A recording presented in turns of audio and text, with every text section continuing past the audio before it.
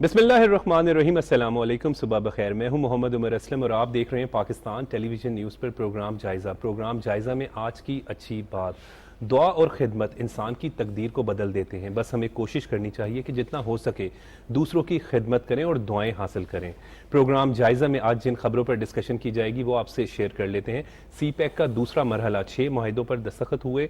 वज़ीर आज़म मियां मोहम्मद शहबाज शरीफ का कहना है कि ये खुशहाली लेकर आएगा, सी पैक गेम चेंजर है। नायब वज़ीर आज़म को भी जो है वो पुरतपाक इस्तकबाल किया गया। इस हवाले से बात करेंगे।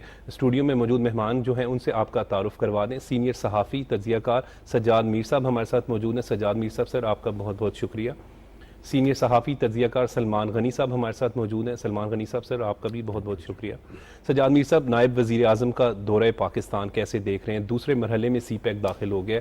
आप खुद सी पैक के बड़े हामी रहे हैं और सी पैक वाकई गेम चेंजर भी है, लोगों को रोज़गार के मौके भी मिलेंगे इससे। पहले तो मैं आपको मुबारकबाद देता हूँ टीवी की नई लुक पर।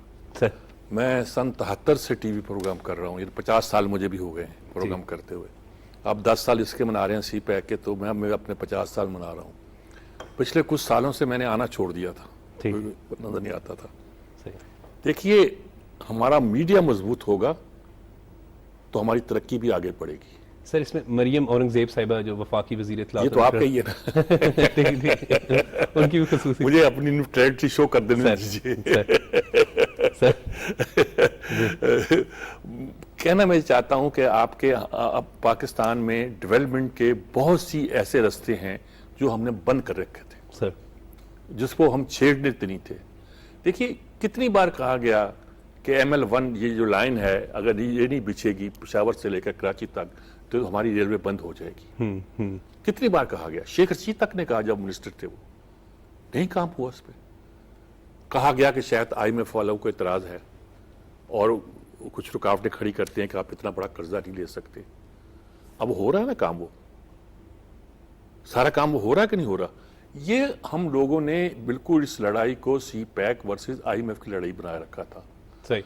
प्रेजेंट हुकूमत का कमाल ये है कि उन्होंने ये किया है कि IMF के साथ एग्रीमेंट करने के बाद ये बता दिया है कि पाकिस्तान की डेवलपमेंट के जितने मंसूबे सी पैक के जरिए से आगे बढ़ते थे, हम उसको लेकर चलेंगे। ठीक। और उसमें जो भी मंसूबे यही सामने आते हैं, रुके हुए मंसूबे हैं।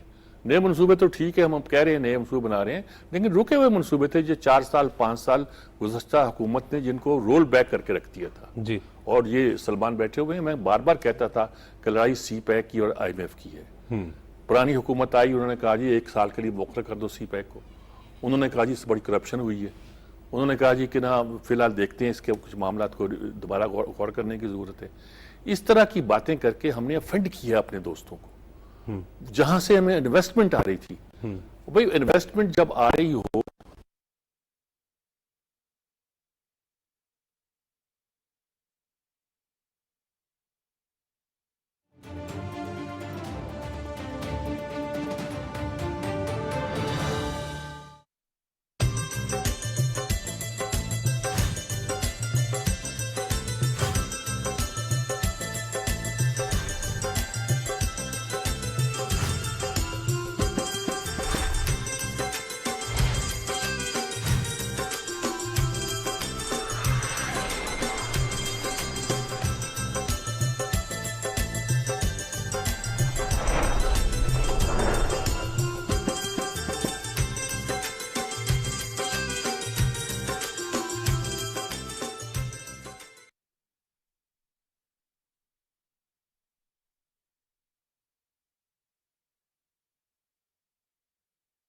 का प्रोजेक्ट जो हैं ये आगे चलेंगे, आगे बढ़ेंगे।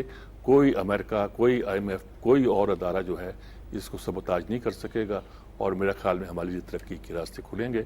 बस बुनियादी तौर पे मैं इतनी बात कहना चाहता हूँ, फिर अगर सलमान बात करते हैं तो मैं आगे। सर, क्या कहेंगे? सी पैक का दूसरा मरहला जो है वो उसका आगाज़ हुआ है, 6 मुआहिदों पर जो है वो इस वक्त हुए हैं, कैसे देख रहे हैं आप?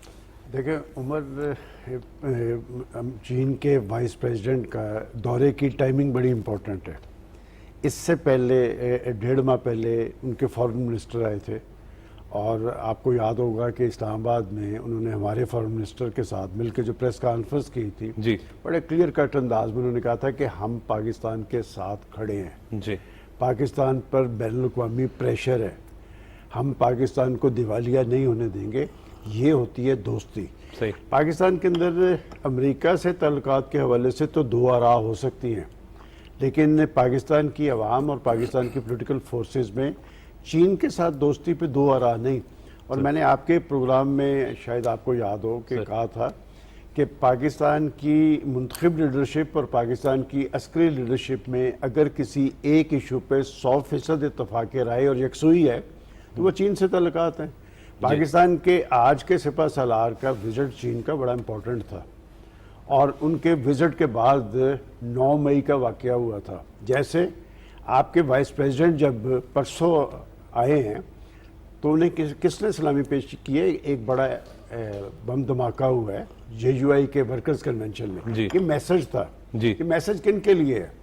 یہ پاکستان کے لیے بھی ہے، چین کے لیے بھی ہے اور دنیا کے لیے بھی ہے۔ وہ پاکستان کو کچھ فورسز پھلتا پھولتا نہیں دیکھنا چاہتی۔ بالکل بڑا امپورٹنٹ پوائنٹ ہے سر۔ جب دوسرے مرحلے کی بات کی ہے تو میرا خیال پہلے مرحلے پہ میر صاحب نے خاصی روشنی ڈال دی ہے کہ اس کی اسپرٹ کے مطابق اس پہ عمل درآمد کیوں نہیں ہوا۔ میں ہمیشہ یہ کہتا ہوں کہ جب ایٹمی دھماکے کیے، اور یہ کریڈٹ آپ نواز شریف سے نہیں چھین سکتے کہ نواز شریف پہ انٹرنیشنل پریشر تھا، اربوں ڈالر کی پیشکش تھی۔ جو پولیٹیکل لیڈرشپ ہوتی ہے وہ مسلطوں کا شکار نہیں ہوتی، وہ ٹیلی فون کالز پہ پالیسی نہیں بدلتی۔ جیسے دہشت گردی کے حوالے سے ایک ٹیلی فون کال پہ ہم افغانستان کے خلاف کھڑے ہو گئے، تو اس وقت کی لیڈرشپ نے پریشر لے لیا لیکن پاکستان کو اٹامک پاور بنایا اور ہم دفاعی اعتبار سے خود انحصاری کی منزل پہ پہنچ گئے۔ آج انڈیا کو جرت نہیں ہے کہ وہ پاکستان پر حملہ آور ہو یا پاکستان پہ بری۔ بالا کوٹ کا یاد ہے آپ کو؟ جی بالکل۔ ان کی سرزمین پہ ان کے طیارے مار گرائے تھے۔ وہ دراصل میسج تھا کہ ہم آپ سے چھوٹے ضرور ہیں، آپ سے کمزور نہیں ہیں۔ یہ منصوبے جو ہیں چین کے ساتھ ہیں وہ ہیں پاکستان کی معاشی حوالے سے۔ دیکھیں ان کے 4 وائس پریزیڈنٹ ہیں، جی بالکل، اور جو یہ پریزیڈنٹ پاکستان آئے ہیں ہر ایک کا ایک اپنا ایک رول ہے۔ ان کا رول تھا معیشت کے حوالے سے اور سی پیک کے حوالے سے۔ پچھلے 10 سال کے اندر جو کچھ ہے اس شخص کو پتا ہے سارا، اسے پتا ہے کہ نقصان کیا ہوا ہے اور ہم نے اس نقصان کی تلافی کیسے کر لی ہے۔ آج سے 2 روز پہلے جو ہمارا جنگ کا پاور پلانٹ اس کے بارے میں پرائم منسٹر شہباز شریف نے ایک بات بڑے کرب سے کہی۔ انہوں نے کہا کہ یقیناً یہ خوشی کا موقع ہے، میں ایک دل خراش واقعہ بیان کر۔ انہوں نے اس بجلی گھر کی طرف اشارہ کرتے ہوئے کہا کہ یہ منصوبہ 74 ارب کا تھا، 77 ارب روپیہ ہمیں اضافی دینا پڑا، اس کے ذمہ دار کون ہے؟ 10 دفعہ انہوں نے یہ بات کہی کہ یہ 70 ارب روپے اگر پاکستان کے اندر موجود ہوتے تو کسی غریب کا علاج ہم ممکن بنا دیتے، کسی اور پروجیکٹ بنا دیتے، چھوٹے چھوٹے پروجیکٹ بنا دیتے۔ لیکن ہمارا المیہ یہ ہے کہ 77 ارب روپیہ جن کی وجہ سے ضیاع ہوا انہیں ہم کٹہرے میں نہیں لا سکے۔ جب تک ہم اس طرح کے ایک قومی مجرموں کو کٹہرے میں نہیں لائیں گے کہ دیکھیں سی پیک کی بھی جو میر صاحب بات کر رہے ہیں، اس کی طاقت جو تھی وہ صنعتی زون تھے۔ کس نے اس میں چینجز کی تھی؟ کس نے ہمارے یہ منصوبے جا کے IMF کو دکھائے تھے؟ کس نے کہا تھا کہ 1 سال کے لیے یہ معطل کر دیں؟ کس نے بلوچستان کے اندر، بلوچستان جیسے سینسٹیو جگہ پہ کھڑے ہو کے کہا تھا کہ سی پیک ان منصوبوں میں کرپشن ہوئی ہے؟ شکر یہ کہ اس وقت کے سی پیک اتھارٹی کے چیئرمین نے کہا تھا اس میں کوئی کرپشن نہیں ہوئی۔ میں سمجھتا ہوں کہ دوست وہی ہوتا ہے جو مشکل وقت میں کام آئے۔ میں نے جیسے پہلے کہا ہے کہ اس کی ٹائمنگ بڑی امپورٹنٹ ہے کہ وزیر خارجہ کے بعد ان کے وائس پریزیڈنٹ پاکستان آئیں گے، یقیناً آنے والے وقت کے اندر چین کے پریزیڈنٹ بھی آئیں گے، اس لیے کہ ہم بھی ان کے ساتھ کھڑے ہیں اور وہ بھی ہمارے ساتھ کھڑے ہیں۔ ان کی طرف سے پیغام بھی ہے۔ محبت اور نفرت جو ہوتا ہے یہ 2 طرفہ تعلق ہوتا ہے۔ صحیح۔ اور پاکستان کی بھی بہت سی خدمات ہیں۔ چین کا انٹرنیشنل رول بنانے میں پاکستان کا بھی ایک بنیادی کردار ہے، وہ میر صاحب زیادہ بہتر بتا سکتے ہیں کہ اس وقت ایک وقت تھا کہ چین آئسولیشن کا شکار تھا، پاکستان نے بیچ میں سہولت کار کا رول ادا کیا، اور پہلا جو امریکہ سے رابطہ ہوا تھا اس میں پاکستان نے بنیادی کردار ادا کیا تھا۔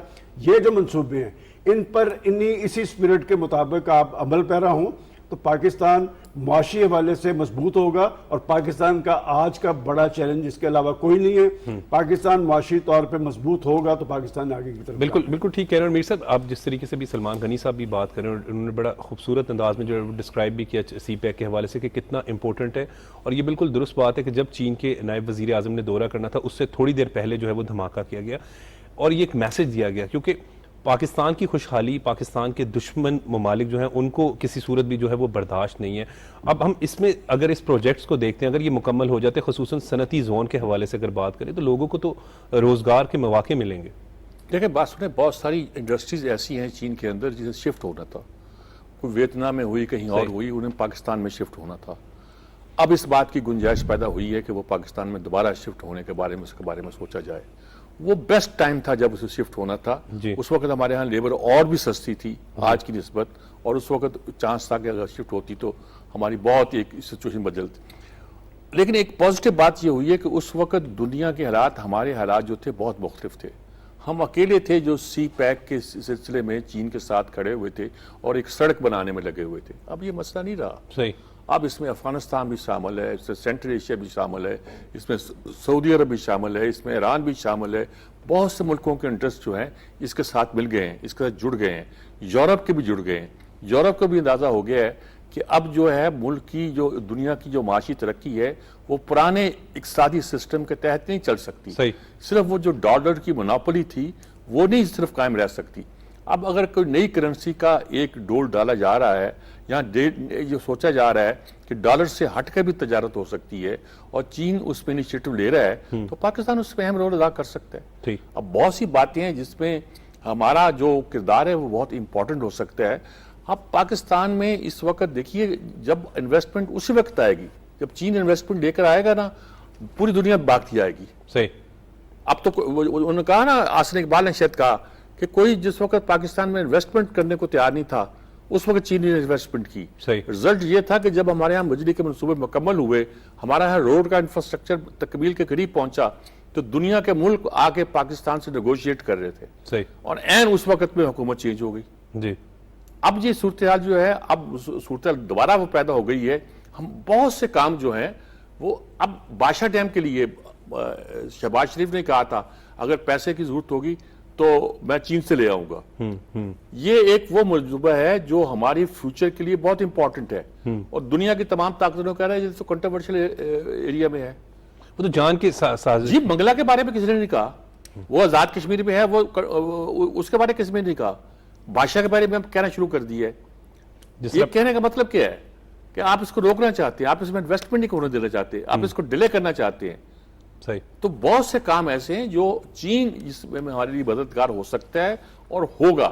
ہمارے ہاں جتنے ڈیفنس پروجیکٹ ہیں وہ سارے کے سارے چین کے لگائے ہوئے. ہم جہاز اس کی مدد سے بنا رہے ہیں، فائٹر جہاز تھنڈر F-17. ہم اس کی مدد سے ٹینک بنا رہے ہیں، راکٹ بنا رہے ہیں. ہماری بہت سی ٹیکنالوجی جو امریکہ سے کیا ہم نے ٹیکنالوجی، انہوں نے ٹرانسفر آف ٹیکنالوجی کی نہیں ہمیں کبھی. تو یہ اگر ہم نے کچھ سیکھنا ہے، آگے بڑھنا ہے، انڈسٹری میں بھی آگے جانا ہے، کچھ ٹیکنالوجی ہمیں ٹرانسفر ہونی ہے، تو وہ چین کی مدد سے ہوگی. اور اس مدد کے ذریعے اگر ہم سوچ سکتے ہیں تو ہمارے لیے بہت سے ایونیوز کھلے ہیں. اور بہت سی چیزیں، بنیادی انفراسٹرکچر، ریلوے کا انفراسٹرکچر اگر ہمارا تباہ ہو جائے تو ہمارے ملک کا ڈیفنس بھی تباہ ہو جاتا ہے، اور ہمارے ملک کی معیشت کیسی تیسی ہو جاتی ہے. سب کنیکٹڈ ہیں ایک دوسرے سے. کنیکٹڈ ہیں. تو وہ سارے کا سارا جو ہے اس وقت اللہ کا شکر ہے کہ چین اس میں دوبارہ ہماری مدد کے لیے آ رہا ہے. اور اگر یہ ہو گیا، اور انشاءاللہ ہو جائے گا، تو ہمارے لیے ایک بہت اچھا ایک نشانی ہوگی. اور جیسا کہ سلمان نے کہا کہ یہ پیغام تھا، ہمارا آرمی چیف جب چین گئے تھے ایک تفصیلی ملاقات ہوئی تھی، وہاں اس بات کے اشارے ملے تھے کہ پاکستان اس راہ سے ہٹ گیا تھا پرانی حکومت کے زمانے میں. اب میں ایک بات بار بار کہتا ہوں کہ اگر آپ نے مساق معیشت نہیں کیا، کچھ سیاسی جماعتوں نے اس کے راستے میں روڑے لٹکائے ہیں، تو پھر اس کی گارنٹی تو کسی کو دینی ہے. صحیح. اور اگر عدلیہ بھی اس موڈ میں نہیں ہے تو پھر کوئی تو دے گا نا. اگر آپ کو ہر منصوبے کے پیچھے فوج بیٹھی نظر آتی ہے، آپ کے ایگریکلچر منصوبے کے پیچھے، آپ کو مائننگ کے منصوبے کے پیچھے، آپ کو دوسرے منصوبوں کے پیچھے، سی پیک کے منصوبوں کے پیچھے، تو یہ ایک فطری عمل ہے، اور اس فطری عمل کو پاکستان کو ایز اے نیشن ایکسیپٹ کر لینا چاہیے. ہمارے ملک میں بہت سے گناہ ہوئے ہیں ہیومن رائٹس کے نام پر، ڈیموکریسی کے نام پر، اور بہت سی باتوں کے نام پر. میں نہیں کہتا کہ ڈیموکریسی نہیں ہونی چاہیے، میں نہیں کہتا کہ ہیومن رائٹس کا احترام نہیں ہونا چاہیے. میں کہتا ہوں کہ اس کی صحیح انٹرپریٹیشن ہونی چاہیے. اس کے نام پر ملک کے معاملات کو کنفیوز نہیں کرنا چاہیے. اب جو کچھ ہوگا، جو ادارے اپنا رول ادا کر سکتے ہوں گے وہ ادارے کریں گے، اور انہیں کرنا چاہیے. جی بالکل. اور چین کے نائب وزیر اعظم کے دورے کے حوالے سے اگر ہم بات کریں تو سلمان غنی صاحب یہ بڑا ٹائمنگ جس کی آپ بات کریں بڑا اہم ہے، کیونکہ اس وقت اگر آپ دیکھیں تو حکومت کی مدت جو ہے وہ پوری ہونے جا رہی ہے. خود پرائم منسٹر بھی کہہ چکے ہیں کہ ہم اب جانے والے ہیں اور اس کے بعد صاف و شفاف الیکشن ہوں گے جو نگران حکومت کروائے گی. اس کے باوجود اگر چین کے نائب وزیر اعظم آ رہے ہیں تو یہ ایک ٹرسٹ لیول ہے جس کی میر صاحب جس طریقے سے بات کریں کہ آرمی چیف صاحب نے اگر گارنٹی دی ہے تو یہ ایک واضح ثبوت ہے کہ ملک میں خوشحالی آئے گی، لوگ خوشحال ہوں گے. دیکھیں آپ جب آرمی چیف کا حوالہ دے رہے ہیں تو میں پھر پہلے مرحلے کی طرف آؤں گا صحیح.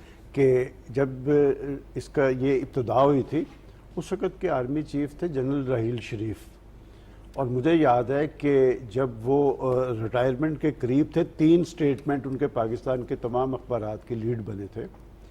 ایک تو انہوں نے کہا تھا کہ سی پیک پاکستان کا معاشی مستقبل ہے. صحیح. دوسرا انہوں نے کہا تھا کہ سی پیک کے محافظ ہم ہیں، ہم نے ایک ڈویژن فوج وہاں پہ لگائی ہے. آپ ذرا اس کی سنجیدگی اور اس کی مؤثر کس حد تک مؤثر اس کا اندازہ لگائیں. جو باتیں میر صاحب نے کی ہے میں اس پہ بات کرنا چاہ رہا ہوں. ایک تو کہ کس صورتحال سے ہم 2-4 ہوئے، اس میں پھر چین کے فارن منسٹر کا حوالہ دینا چاہوں گا کہ انہوں نے کہا تھا کہ ہم آپ کے ساتھ کھڑے ہیں لیکن آپ کو سیاسی استحکام لانا پڑے گا. یہ سیاسی استحکام والی بات وہ کبھی دنیا کے کسی ملک میں مداخلت نہیں کرتے. جی. کہ انہوں نے کیوں کی تھی؟ اس لیے کی تھی کہ آپ کا دشمن پاکستان کے اندر انتشار اور خلفشار چاہتا تھا. یہ کون سی ڈیٹ تھی؟ 6 مئی. 9 مئی کو کیا ہوا پاکستان کے اندر؟ 28 اپریل کو آپ کے آرمی چیف وہاں گئے تھے، 2 مئی کو وہ واپس آئے تھے، 5 مئی کو شنگھائی کانفرنس ہوئی تھی. آپ کے فارن منسٹر نے انڈیا کی سرزمین پہ کھڑے ہو کے کہا تھا کہ ہم ریزولیشنز کی بات کر رہے ہیں. صحیح. دیکھیں پہلے آپ کو اندرونی طور پہ مضبوط ہونا ہے، پھر باہر آپ کا ایک عزت اور وقار بحال ہوگا. اندرونی طور پہ آپ کیسے مضبوط ہوں گے؟ پاکستان کے اندر کبھی معیشت پہ سیاست نہیں ہوئی تھی. یہ 10-12 سال کے اندر ایک شخص کو پاکستان پہ مسلط کرنے کی کوشش کی گئی. اور عمر ہم لوگ کھل کے بات نہیں کرتے، ناظرین کو پتہ چلنا چاہیے کون لوگ تھے جو اسے مسلط کرنا چاہتے تھے، اس نے آگے سی پیک کو ٹارگٹ کیوں کیا تھا. جی. پاکستان کے اندر اتحاد اور دیکھیں پاکستانی قوم ایک بہترین قوم ہے، بالکل. ایک ذہین قوم تھی، نوجوان نسل آپ کی. دنیا کے اندر آپ جائیں اچھے ڈاکٹرز اور انجینئرز پاکستانی ہیں. امریکہ کے اندر جائیں ٹاپ کے ڈاکٹرز میں پاکستانی نظر آتے انگلینڈ ہیں. میں، یورپ میں بھی. پاکستان کے اندر یہ جو نفرت، عداوت، الزام تراشی، گالی گلوچ، انتشار، خلفشار، کہاں گیا وہ اتحاد اور یکجہتی؟ لیڈرشپ جو ہوتی ہے وہ ہمیشہ قوموں کے اندر اتحاد اور یکجہتی پیدا کرتی ہے. اور جیسے میں نے پہلے کہا کہ جب پرائم منسٹر صاحب بڑے پریشان کن لہجے میں یہ کہہ رہے تھے کہ 74 ارب کے منصوبے پہ 77 ارب روپیہ ضائع ہو گیا، تو ان قومی مجرموں کو کٹہرے میں لانا مقصود تھا. لیکن جیسے میر صاحب نے اپنی ابتدا میں کہا کہ عدلیہ ساتھ کھڑی ہے نہ کھڑی، ہم نے آگے کی طرف جانا ہے.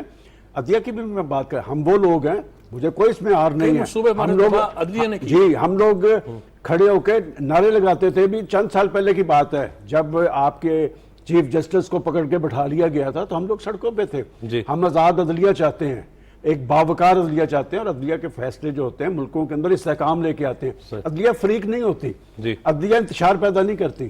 پاکستان کے 22 کروڑ عوام انصاف کے لیے تڑپتے نظر آتے ہیں. ایک شخص کو آپ انصاف دے رہے ہیں، کیا میسج دے رہے ہیں؟ میں سمجھتا ہوں کہ پاکستان ہمیشہ کے لیے قائم رہنے کے لیے بننا ہے. پاکستان نے مضبوط بننا ہے. آج تک مقاصد پاکستان کی تکمیل کیوں نہیں ہو سکی؟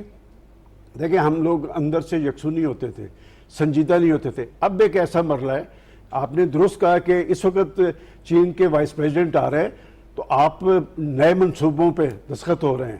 اس لیے کہ یہ پالیسی اب پاکستان کی پالیسی ہے، یہ صرف حکمران الائنس کی پالیسی نہیں ہے یا کسی جماعت کی پالیسی نہیں ہے.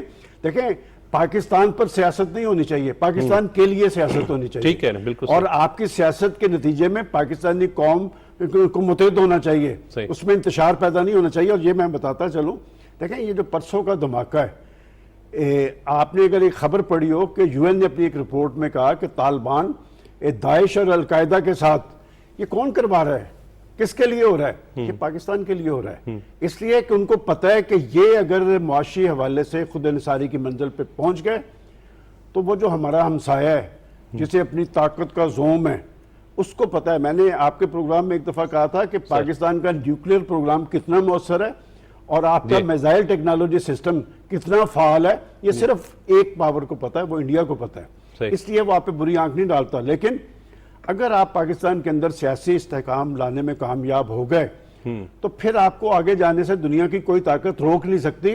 ابھی آپ کا دشمن کام کر رہا ہے, ابھی پاکستانی قوم کے اندر انتشار پیدا کرنے والے ابھی بھی سرگرم ہیں. وہ کیوں سرگرم ہیں, کس کا ایجنڈا لے کے چل رہے ہیں؟ دیکھیں ماضی کے اندر ایسے, میں آپ کو 10 مثالیں دے سکتا ہوں, یہ تاریخ بیٹھی ہیں پاکستان کی, کہ ذوالفقار علی بھٹو انڈیا جا رہے تھے تو پاکستان کی اپوزیشن قیادت نے لاہور سے انہیں الوداع کہا تھا. آپ کا سی پیک کا منصوبہ جب تھا تو کئیوں نے کہا جی یہ پتہ نہیں کون سا راستہ غلط ہو گیا ہے. نواز شریف نے تمام لیڈرشپ کو پرائم منسٹر ہاؤس سے اکٹھا کر لیا تھا. اس کے بعد دہشت گردی کا پشاور کا واقعہ ہوا, ایک چھت کے تلے پاکستان کی پولیٹیکل لیڈرشپ نظر آتی تھی اور عسکری لیڈرشپ بھی بیٹھی تھی. نیشنل ایکشن پروگرام اس میں بنا تھا, کوئی ایسا شخص نہیں تھا جو باہر بیٹھا تھا بمائے عمران خان کے. یہ لیڈرشپ کا یہ کوالٹی ہوتی ہے کہ وہ اکٹھا کرنا جانتی ہے, وہ تفریق پیدا نہیں کرتی, وہ نفاق پیدا نہیں کرتی, وہ انتشار پیدا نہیں کرتی. میں سمجھتا ہوں یہاں پر ہمیں بتایا گیا جی نجات دہندہ, اور بھائی کبھی انتہا پسند بھی نجات دہندہ ہوتے ہیں. ہم نے جو تاریخ پڑھی ہے یا ہم نے غلط پڑھی ہے کہ جو لیڈرشپ ہوتی ہے وہ کبھی انتشار پیدا نہیں کرتی, خلفشار پیدا نہیں کرتی, وہ جوڑتی ہے, وہ ساتھ ملتی ہے, اور ان کا جو ہدف ہوتا ہے نا وہ ملک کے لیے ہوتا ہے. سیاست آپ کس چیز کا نام ہے؟ سیاست ہوتا ہے کہ آپ اپنے سیاسی پروگرام کے تحت پاکستان کے لوگوں کو یا اپنے ملک کے لوگوں کو کیا ڈیلیور کریں گے. میں آپ سے پوچھتا ہوں, دیکھیں آپ کسی کی سیاست پہ, شہباز شریف صاحب کی سیاست پہ دو آرا ہو سکتے ہیں. کیا آپ پاکستان کے اندر نون لیگ سے آپ یہ کریڈٹ چھین لیں گے کہ انہوں نے پاکستان میں بجلی 18 گھنٹے کی لوڈ شیڈنگ تھی, انہوں نے بجلی کی پیداوار پوری, ان پہ الزام کیا لگا کہ جی یہ بجلی زیادہ بنا گئے. ذوالفقار علی بھٹو صاحب کچھ بھی ہے بھائی, اس پر نیوکلیر پروگرام کی بنیاد اس شخص نے رکھی, وہ پھانسی کے پھندا اس پہ ڈال دیا گیا. کیا وہ نواب محمد احمد خان کے قتل میں کا ملزم تھا؟ کس نے ڈالا تھا؟ میں آپ کو, یہ بڑی تلخ بات ہے, کس نے پھندے کا فیصلہ کیا تھا؟ کورٹس نے. اور وہ چیف جسٹس صاحب, میں آپ کہنا نہیں چاہتا دنیا سے چلے گئے. ہم پہ بہت پریشر تھا, ہم پہ بہت, کس کا پریشر تھا آپ پہ؟ میں کہتا ہوں جب تک ہم تاریخ سے سبق حاصل نہیں کریں گے آگے کی طرف نہیں جائیں گے. اور آگے کی طرف جانے کا بہترین راستہ یہ ہے کہ آپ نے ملک کے اندر اتحاد پیدا کرنا ہے, یکسوئی پیدا کرنی ہے, سنجیدگی پیدا کرنی ہے. ایک دفعہ یہ مرحلہ تاریخ کا ایک اہم موڑ ہے کہ چین آپ کے ساتھ آ کے کھڑا ہوا ہے. اس نے کہا کہ ہم آپ کے ساتھ کھڑے ہیں. آگے کی طرف جانے کا راستہ, دوست جب ساتھ کھڑے ہو نا تو بندہ بڑا مضبوط ہوتا ہے. ایک اکیلا 2-11. پاکستان اور چین اگر اکٹھے کھڑے ہیں, اس خطے کی سیاست میں چینج آئی ہے. وہ چینی پرائم منسٹر نے کہا تھا آپ کی پارلیمنٹ میں کہ دور کے رشتہ دار سے قریب کا ہمسایہ بہتر ہے. وہ آپ کے کام آتا ہے. چین آپ کے کام آیا ہے, چین آپ کے ساتھ کھڑا ہے. آگے کی طرف جانے کا راستہ آپ کو پتا ہے, منزل نظر آ رہی ہے, لیکن منزل کا راستہ بڑا کٹھن ہے, سوچ سمجھ کے چلنا پڑے. بالکل ٹھیک کہہ رہے ہیں. اور سجاد میر صاحب, آپ نے تو اس سارے دور کو, جب ہم سی پیک کے حوالے سے بات کرتے ہیں, اس کے 10 سالہ دور کے حوالے سے بات کرتے ہیں, آپ کی ایک اپنی گہری نظر ہے. آپ نے دیکھا کہ یہ منصوبہ کس طریقے سے شروع ہوا اور پھر کس طریقے سے رکاوٹیں آئیں, کیا کہیں گے اس پر؟ لیکن بڑا کلیئر بات ہے, منصوبے کا آغاز بہت کلیئرٹی کے ساتھ ہوا تھا, اکنامک کلیئرٹی کے ساتھ. ویسے تو کلیئرٹی ہوتی ہے, اکنامک کلیئرٹی یہ تھی کہ ہمیں 2 چیزوں کی ضرورت تھی. سب سے پہلے لاجسٹک کو بہتر کرنے کی اور اپنے پاور سیکٹر کو بہتر کرنے کی. پاور پلانٹس لگے, لاجسٹک سیکٹر ہمارا بہتر ہوا, ہماری سڑکیں بنی, ہمارے گوادر تک پورٹس بننے کا سارے منصوبے بنے. ساری بحثیں, ساری جتنے واویلا ان چیزوں پر, جب چیزیں مکمل ہوئی تو صاف نظر آ رہا تھا کہ پاکستان میں انویسٹمنٹ آ رہی ہے. پاکستان ترقی کی راہ پر کھڑا ہے. کمپنیاں آ رہی تھیں, نئے نئے منصوبے بن رہے تھے. این اس وقت پاکستان میں چینج لائی گئی. دیکھیے, چینج پیٹاگون سے نہیں آیا کرتی. چینج لانے کے لیے آپ کو اپنی قیادت کو ملک کے اندر سے پیدا کرنا پڑتا ہے. اور نظر آتا ہے کہ وہ قیادت کیا کرتی ہے. اگر سچی بات میں اگر صاف کہوں کہ اگر سارے پاکستان کے عوام سوچ لیں اور سمجھ لیں اور جان لیں کہ پاکستان کی ترقی اسی میں ہے, تو انہیں آگے بڑھنا ہے اور آگے بڑھتا ہوا نظر آئیں وہ بڑھ رہے ہیں, تو پھر یہ ہمارے لیے پرابلم پیدا نہیں ہوگا. ہم نے اگر اپنے پروجیکٹ سارے چھوڑ دیے, وہ ان کو چلنے نہیں دیا اور ان پہ ہم خاموش رہے یا سیاست کی ان پر, تو ہم بھی مجرم ہیں. تو پھر ہم بھی مجرم ہیں. جی بالکل. ہمارے کون سے پروجیکٹ تھے جو اب ہم نے کہنا شروع کر دیا. ایک منصوبے کے بارے میں کہا گیا جس کو کرپشن ہوئی, اس کا ایک پارٹ تھا ملتان کی موٹر وے کا, ایک موٹر وے کیا وہ جو میٹرو بس کا ایک پارٹ تھا, اس نے کہا جی 36 ارب کی کرپشن ہوئی جی. وہ جن صاحب کے پاس وہ پروجیکٹ تھا وہ ایک دن مل گئے مجھ سے, میں نے کہا آپ نے 36 ارب کی کرپشن کرا دی اس میں, اس نے کہا جی 34 ارب کا منصوبہ تھا, 36 ارب کی کرپشن میں نے کہاں سے کر دی. ایسے ایسے لطیفے ہوئے, ایسے ایسے کام ہو گئے جس کی کوئی انتہا نہیں تھی. اچھا یہ دانستہ تھا, جان بوجھ کے سازش کی گئی. نئی حکومت کے آنے سے آتے ہی کیا رزاق داؤد جو تھے جی ان کا یہ کہنا کہ 1 سال کے لیے اسے مؤخر کر دیا جائے, پورا اپولوجیٹک ہونے کی کوشش کرنا, یہ معمولی بات نہیں تھی. ہمیں پوچھنا چاہیے تھا کسی کو آپ کیوں کہہ رہے ہیں مؤخر کر دیا جائے, جی کیا دلائل ہیں آپ کے پاس کہ اسے مؤخر کر دیا جائے. پاکستان کے جو اکانومسٹ ہمارے ہاں تھنک ٹینک کے طور پر ہماری معیشت بنانے کے لیے بیٹھے ہوتے ہیں, سارے کے سارے باہر سے آئے ہوتے ہیں. ان کی پیمنٹ ڈالرز میں ہوتی ہے, صحیح, ان کو پینشن ڈالر میں ملتی ہے, ان کی انٹرنشپ ڈالر میں ہوتی ہے, ڈالر کی قیمت بڑھتی ہے, ان پہ فرق نہیں آتا. صحیح. ہم نے اپنی معیشت کو غیروں کے ہاتھوں بیچ دیا ہوا تھا. رزلٹ کیا تھا, کسی کو اس بات کی پرواہ نہیں کہ پاکستان کا کیا بنتا ہے. ان کو اس بات کی پرواہ تھی کہ ان کے آقا ناراض ہوتے ہیں کہ خوش ہوتے ہیں. اب دیکھنا یہ ہے کہ ہم نے اس 9 مہینے کے اندر جو پروجیکٹ کرنے ہیں اس میں ہم آئی ایم ایف کو لے کے کیسے چل سکتے ہیں, اور سی پیک کو لے کر ہم کیسے اب آگے بڑھ سکتے ہیں. صحیح. اگر آئی ایم ایف اس پر بھی کوئی اعتراضات داغتا ہے تو بات واضح ہو جائے گی, اور میرے خیال میں اس وقت صورتحال بڑی واضح ہے. آئی ایم ایف کو بھی سوچنا پڑے گا, کیونکہ سی پیک کا جو اب ہمارا اس خطے کا ایک اسٹریٹجک سچویشن ہے, جیسا کہ میں نے کہا ایران کا اور سعودی عرب کے بدلتے موڈ جو سینٹرل ایشیا کے, اب ہمیں تیل بھی سعودی وہاں روس سے آ رہا ہے, ہماری گیس بھی آذربائیجان سے آ رہی ہے, ہم اپنی ٹریڈ بھی جو ہے لوکل کرنسی میں کر رہے ہیں, جس کا مطلب ہے کہ ایک نیا اکنامک نظام جو ہے ڈیولپ کر سکتا ہے. بالکل. اگر آئی ایم ایف نے یہ زیادہ اس کو پش کرنے کی کوشش کی تو انہیں سمجھ لینا چاہیے کہ وہ انٹرنیشنل نظام کے کولیپس کے ذمہ دار ہوں گے. بالکل. کیا وہ یہ افورڈ کر سکتے ہیں؟ صحیح. یعنی یہ کچھ ہمارے فائدے کی بات نہیں ہے, جی دنیا کے مفاد کی بات یہ ہے کہ ہمیں اس کے ساتھ چلنا چاہیے. اور یہ اگر سوچنا کہ ہم پاکستان کو ترقی نہیں کرنے دیں گے تو یہ دنیا کی کوئی ایسی اکانومی یا ایسا فلسفہ یا ایسی تھنکنگ نہیں ہے جو پروان چڑھ سکے. بالکل ٹھیک کہہ رہے ہیں. اور سلمان غنی صاحب بالکل بات درست کریں کہ جب روس کو تیل کے پیسے دیے گئے تو وہ بھی چینی کرنسی میں دیے گئے. اب یہ لڑائی تو بڑی واضح نظر آتی کہ جو اصل ایشو ہے وہ صرف سی پیک سے ہے. دیکھیں عمر, اگر آپ کو یاد ہو, میں نے آپ ہی کے پروگرام میں کہا تھا کہ بجٹ بننا ہے. جی.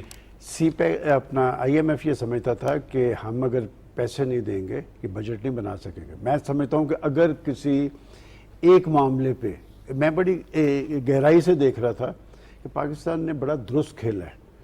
انہوں نے آئی ایم ایف کو ٹارگٹ نہیں کیا. پہلے ایک کمپین لانچ کی کہ ہم پہ, دیکھیں آپ کے خیال میں آئی ایم ایف آپ کو صرف پیسے دینے کا معاملہ تھا؟ نہیں, یہ ایک انٹرنیشنل ایجنڈا تھا. آپ پہ پریشر ڈالا جا رہا تھا, کچھ باتیں منوانی, وہ ریٹرن نہیں ہوتی. کس نے کہا تھا کہ اگر ان شرائط کا پتہ چل جائے تو پاکستانی عوام کو تارے نظر آ جائیں گے؟ پاکستان کے چیف ایگزیکٹو نے کہا تھا. کس نے کہا تھا کہ یہ ایک خاص ایجنڈے کے جیو پولیٹکس ہو رہی ہے اس پہ؟ اسحاق ڈار صاحب نے کہا تھا. لیکن ساتھ ساتھ انہوں نے رابطہ ٹوٹنے نہیں دیا. دیکھیں پاکستان کے پرائم منسٹر کے بارے میں وہ شخص میں ہمیشہ کہتا ہوں ناممکن کو ممکن بنا. میں دیکھ رہا تھا کہ ان پہ ایک اعتماد بھی تھا. آج جب وہ آئی ایم ایف کا شکریہ ادا کرتے نظر آتے ہیں تو اس کے فوری ساتھ یا پہلے یا بعد میں وہ کہتے ہیں کہ چین ہمارا محسن ہے, چین نے ہمارا مسئلہ حل کر دیا تھا, چین آپ کو سب کچھ دے چکا تھا. کیا یہ بیوقوفی نہ ہوتی کہ ہم اسے آئی ایم ایف کو دھتکار دیتے؟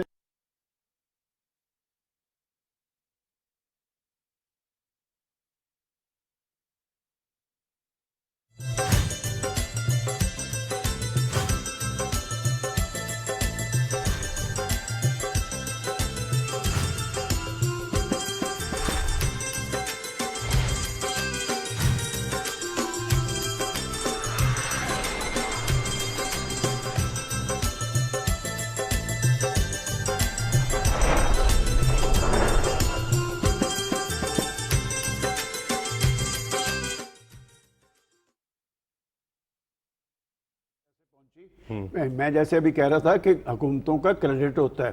حکومتیں اپنی ہم کالج کے الیکشن لڑا کرتے تھے تو ہم کچھ لے کے جاتے تھے کہ بھئی ہم نے آپ کے لیے یہ ایجنڈا ہے کوئی.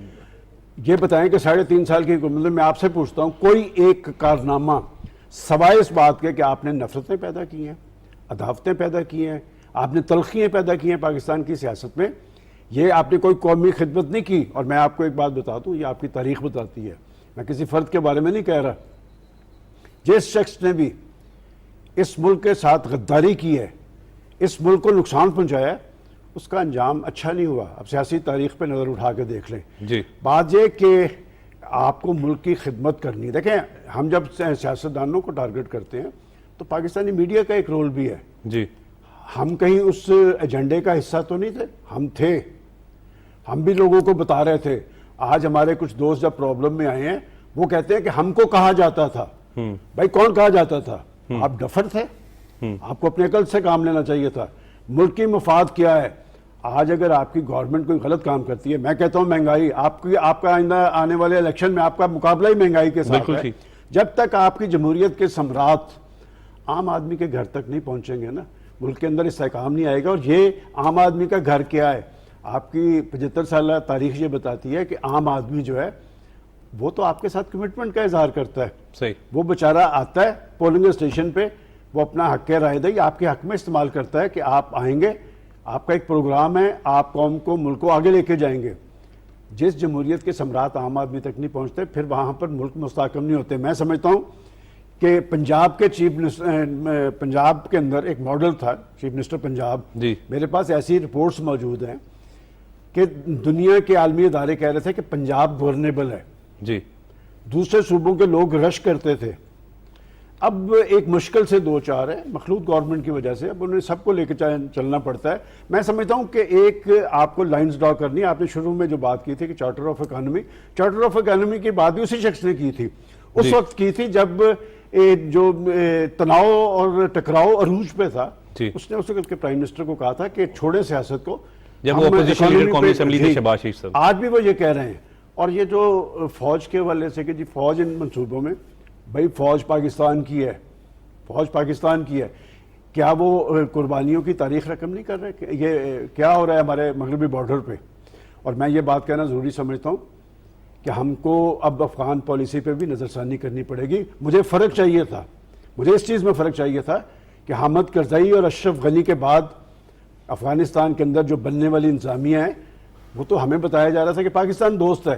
آج ان کی سرزمین پاکستان کے خلاف کیوں استعمال ہو رہی ہے؟ صحیح. انہوں نے اس بات کا نوٹس لیا ہے, وہ اپنی وہاں پر حکومتی ریٹ کیوں نہیں قائم کر پا رہے؟ بات ہے کہ آج تک پاکستان کو جو بڑا نقصان ہوا ہے وہ کس پالیسی کی وجہ سے ہوا ہے؟ افغانوں کی وجہ سے ہوا ہے. اور پاکستان ہمیشہ یہ بات کرتا رہا تھا, فریق نہیں بنا ان کے خلاف. انہوں نے کہا کہ آپ اس مسئلے کا سیاسی حل نکالیں. ٹرمپ کے میر صاحب آپ کو یاد ہے, اس نے دونوں دفعہ پاکستان پہ الزام تراشی کی ٹرمپ نے کہ پاکستان کر رہا ہے. پاکستان کہتا تھا مسئلے کا حل نکالیں. صحیح. اور وہ جو جب آپ سی پیک کی بات کرتے ہیں نا, وہ درست کہا گیا کہ یہ سی پیک کا منصوبہ صرف پاکستان تک کا منصوبہ نہیں ہے, یہ اس خطے کا منصوبہ ہے. اور عمر, ہم لوگ کچھ کمپلیکسز کا شکار ہیں. میں ہمیشہ کہتا ہوں کہ ہمارے خارجہ پالیسی میں بنیادی رول پاکستان کے خارجہ آفس کا اس حوالے سے ہے کہ یہ بڑی دیر سے پاکستان نے کہنا شروع کیا تھا کہ ہمیں اس خطے کے فیصلے اس خطے میں کرنے چاہیے. یہاں تک نوبت آ گئی ہے نا, اب باہر نہیں دیکھنا پڑتا, اب باہر نہیں دیکھنا, دور نہیں دیکھنا پڑتا. اس لیے میں آپ کو تھوڑا سا فرق بتا دوں سیاستدان کا اور ڈکٹیٹر کا, کہ سیاستدان پہ جب پریشر آتا ہے نا وہ ڈرتا ہے کہ میں نے پاکستان لوگوں کو سامنے جواب دے ہونا ہے, وہ ایٹمی دھماکہ کر دیتا ہے. اسے پتا ہوتا ہے کہ میں ایٹمی دھماکہ کروں گا میری حکومت ختم کر دیں گے. کس نے ختم کی تھی؟ کر دی تھی ختم, لیکن اس نے وہ کریڈٹ نہیں آپ چھین سکتے. لیکن ڈکٹیٹرشپ کیا ہوتی ہے؟ ایک ٹیلی فون کال آتی ہے, ہم ساری پالیسی کو, میرا میں غلط تو نہیں کہہ رہا کہ پولیٹیکل لیڈرشپ سے آپ مشاورت کر رہے ہیں, لیکن فیصلہ آپ ان کے, وہ کولن پاول تھا, اس کی ٹیلی فون کال پہ آپ پاکستان کی سرزمین دے رہے ہیں ان کو, امریکہ کو دے رہے ہیں. آپ کو اب سنجیدگی اختیار کرنی پڑے گی, لائنز ڈرا کرنی پڑیں گی, پاکستان کا مفادات کو مقدم رکھنا پڑے گا. بجائے کسی کی ڈکٹیشن پہ. بالکل. اور ڈکٹیشنوں پہ پاکستان کو اس صورتحال پہ ان ڈکٹیشنوں نے پہنچایا.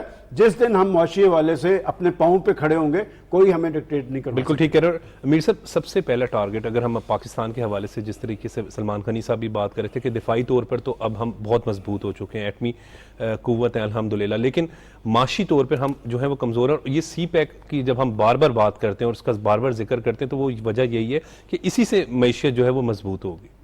اس میں اضافہ کر لیں میر صاحب, یہ بتائیں کہ ابھی سازشوں کا سلسلہ ختم ہو گیا یا آگے چلے گا؟ یہ دیکھیے بات سنیں, یہ اب جو ہے جو سازشوں کا سلسلہ آپ کہہ رہے ہیں, یہ 9 مہینے دیکھنے والے ہیں کہ ہم اس پہ سی پیک کو کیسے آگے لے کے جاتے ہیں, آئی ایم ایف کا کیسے رویہ اختیار کرتا ہے. اس کے بعد جو ہمارا نیا آئی ایم ایف کے ساتھ پیکٹ ہونا ہے وہ کہتا جاؤ چین کے پاس, ہم نہیں کچھ کرتے, یعنی کہے گا نہیں, مطلب اگر اس کا یہ بنتا ہے تو پھر پتہ چل جائے گا.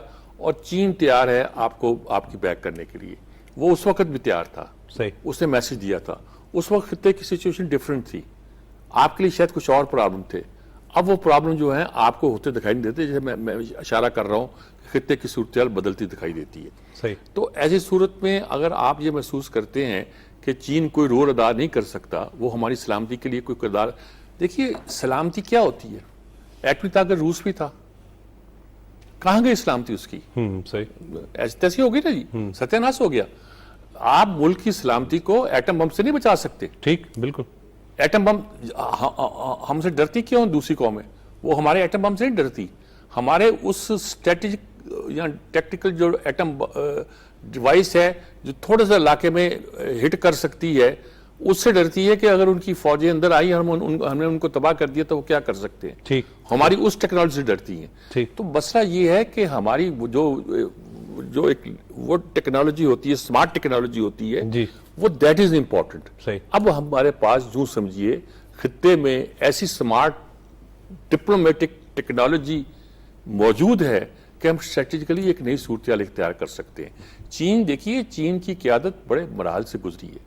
ہم تو صرف موزتنگ کو جانتے ہیں, اس سے پہلے سن یات سن نے ایک رستہ ہموار کیا, پھر موزتنگ نے کیا, پھر ڈنگ جنگ پینگ ایک غیر معمولی کیلیبر کا آدمی تھا, اب شی ہے, اس نے بالکل یعنی کہ اتنی خوفناک صورتحال میں چین کو لے کے آگے بڑھ رہا ہے اور نظر آ رہا ہے. اب وہ کہہ رہے ہیں جی انڈیا 5واں ملک بن گیا ہے, دنیا کی معیشت بن گیا ہوگا, سب سے زیادہ غریب اب بھی انڈیا میں ہے. بالکل ایسے چین دنیا کی واحد مثال ہے جس نے حد غربت سے اتنے زیادہ لوگوں کو اٹھا کے اوپر لے آیا. جی بالکل, that is the only model.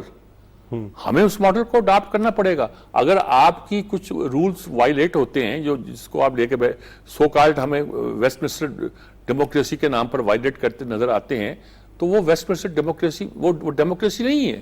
صحیح, دیکھیے ملیشیا میں بھی ہے ڈیموکریسی, سنگاپور میں بھی ڈیموکریسی ہے, بہت سے ملکوں میں کوریا میں بھی ڈیموکریسی ہے. ہمیں اپنے حالات کے مطابق اپنے ملک کو چلانا ہے, اس کو لے کے آگے بڑھنا ہے. ہمیں اس بات کو ہمیں ہیومن رائٹس دینے ہیں لوگوں کو, لیکن اس کے ساتھ ہمیں اس بات کا اہتمام کرنا ہے کہ ہمارے ہاں جو معاشی ترقی ہے اس کو کوئی سبوتاج نہ کر سکے. یہ بم بلاسٹ کی بات کرتے ہیں, میں اس بات کو ذرا گول کر رہا تھا, لیکن یہ بات امپورٹنٹ ہے کہ وہ آ رہے ہیں 2 دن پہلے بم بلاسٹ ہو جاتا ہے. یہ وہ سازش جو سلمان غنی صاحب بات کر رہے تھے کہ سازشیں تو پھر جاری ہیں نا. نہیں, سازشیں تو ابھی دیکھیے ایک نہیں کہ بہت ہوں گی.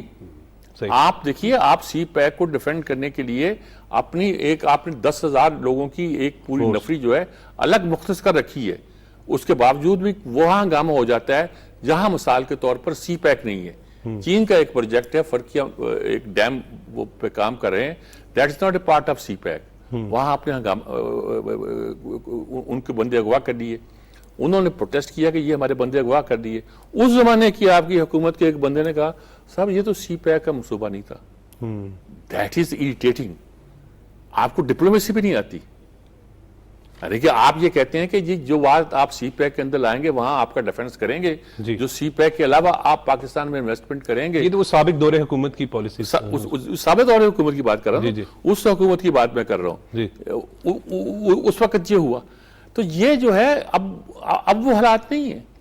اب آپ کے سارے لوگ جو ساتھ کھڑے ہیں, اور یہ جو کیے, یہ جو میں ڈیموکریسی یا ساری چیزیں بات کر رہا ہوں, میں کہہ رہا ہوں کہ آرمی کے رول کو یا آرمی کی ضمانت کو یا آرمی چیف کے اس کو سامنے آنے کو آپ کوئی ان ڈیموکریٹک پروسیس نہ سمجھیں, بلکہ خطے کی سچویشن کے مطابق ایک وہ گارنٹی سمجھیں جو ہمارا اور کوئی ادارہ دینے کی سچویشن میں نہیں ہے, صحیح. پوزیشن میں نہیں ہے. صحیح. پہلے تو جا کے وہاں سے سلوٹ لے کے آ جایا کرتے تھے, اب سلوٹ لے کے آنے والا اب نہیں موجود ہے, وہ تو ابھی ادھر گیا ہی نہیں ہے. تو یہ ساری بدلی ہوئی صورتحال ہے, یہ حالات بدلے ہوئے ہیں, قیادت بدلی ہوئی کہہ لیجئے یا حالات بدلے ہوئے کہہ دیجئے, اس کو آپ ریئلائز کریں, اس کو انڈرسٹینڈ کریں, اس کے جو امپیکٹ پڑیں گے وہ انشاءاللہ بہت جو ہے. دیکھیں آپ کراچی سرکولر ریلوے ہے, وہ آپ سی پیک سے بنانے والے تھے. آپ نے جاپان سے وہ منصوبہ لے کے سی پیک میں ڈال کرنا چاہا تھا, جاپان تیار تھا منصوبے کو بنانے پہ, لیکن مہنگا پڑ رہا تھا آپ کو, کچھ اور پرابلم تھے اس میں. صحیح. ہمارے کچھ دوست تھے وہ کہتے تھے جاپان کہہ رہا تو آپ کرتے کیوں نہیں ہے. میں نے کچھ لوگوں سے پوچھا, میں نے کہا کیوں نہیں کرتے یار تم لوگ, پیسے مل گئے ہیں کیا کہ ہو گئے, ایسے مذاق پہ کہا. انہوں نے کہا مل گئے, اس میں یہ خرابی ہیں.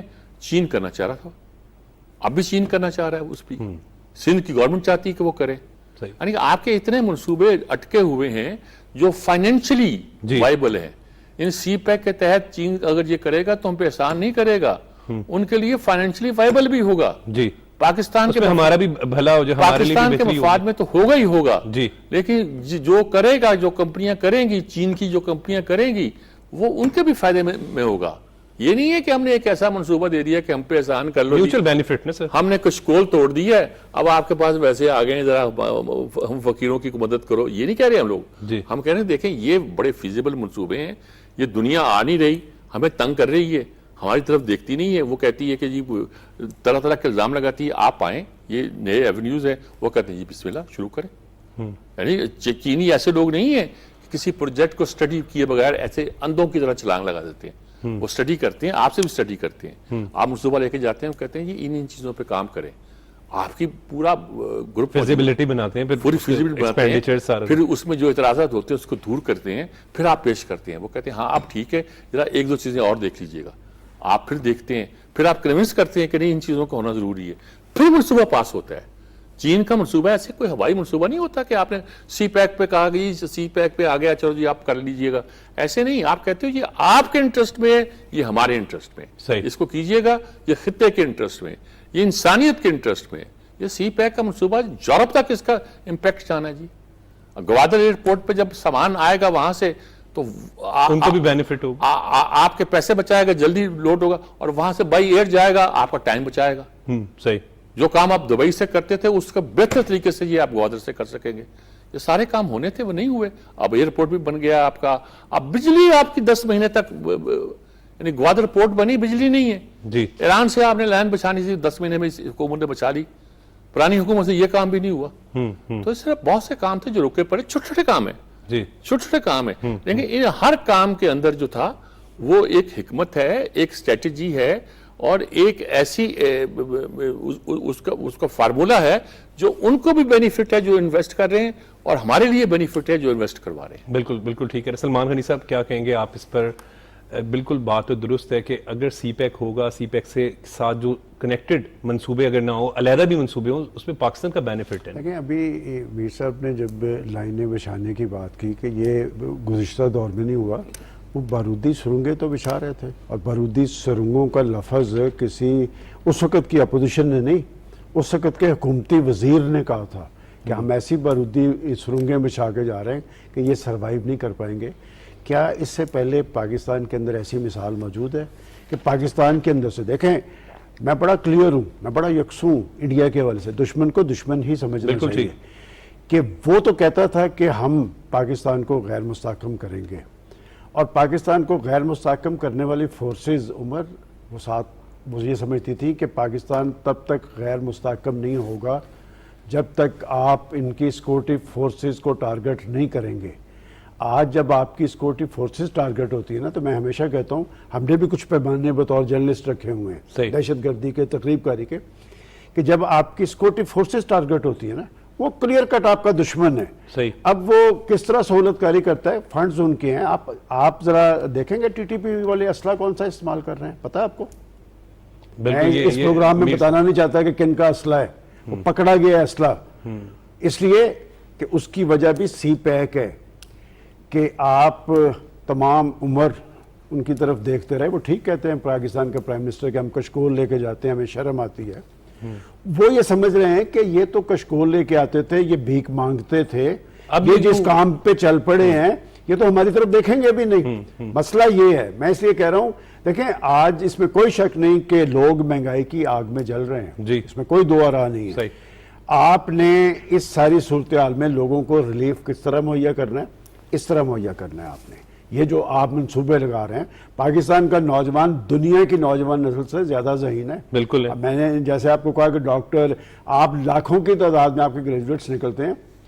وہ جو اقبال نے کہا تھا نا کہ محبت مجھے ان جوانوں سے ہے ستاروں پہ جو ڈال, گھر گھر کے اندر ایسے نوجوان موجود ہیں, آپ کے پاس ان کے لیے روزگار نہیں ہے. دیکھیں یہ پرائم منسٹر الحمرا میں جس بچی کو, یتیم بچی تھی, نہ باپ تھا نہ ماں تھا, لیکن انہوں نے اس کو سینے کے ساتھ لگایا, اور وہ میں حیران تھا کہ خود تو وہ رو پڑے, وہ بچی کا حوصلہ دیکھیں, بچی نہیں روئی. اسی وقت اس کے روزگار کا بندوبست کیا ہے. کیا پاکستانی نوجوان نسل کا قصور کیا ہے؟ میں آپ سے پوچھتا ہوں. دیکھیں آپ بھی نوجوان ہیں, خوبصورت ہیں, کہ پاکستان کی نوجوان نسل کو اپنی منزل کیوں نہیں نظر آ رہی؟ ہر آدمی کنفیوز ہے, ملک سے باہر جا رہا ہے. یہ حالات کس نے پیدا کیے ہیں؟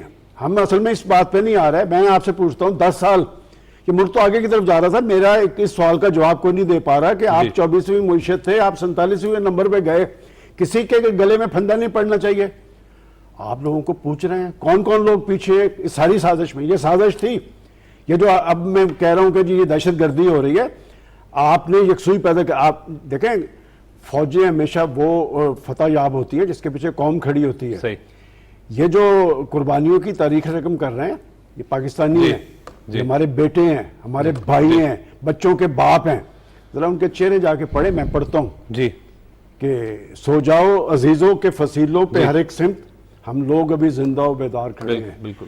وہ لوگ قربانیاں دینے کے باوجود کبھی یہ سنیں, میں آپ کو 10 مثالیں, میر صاحب آپ انڈین اخبارات بھی دیکھتے ہیں, وہاں کے فوجی دوڑتے ہیں گھروں کو, نہیں چھوڑ رہے ہیں فوج. فخر آج تک ایسے نہیں ہوا کہ کوئی چھوڑ کے گیا ہو, وہ اپنے جہاں کھڑا ہے وہ کھڑا ہے وہاں پر. اور جب آپ فوج کو ڈسکس کرتے ہیں تو سیاہ چین پہ کھڑے آخری فوجی کو آپ ذہن میں رکھیں کہ آپ کی بات کا اس پہ کیا اثر ہوگا.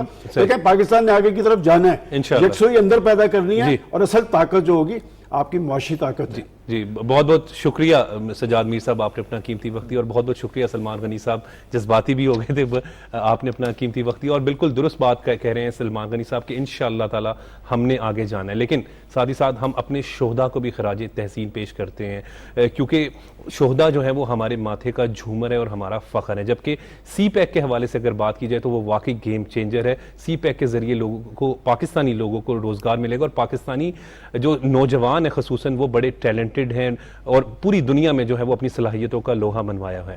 مجھے اجازت دیں, دیکھتے رہیں پاکستان ٹیلی ویژن نیوز.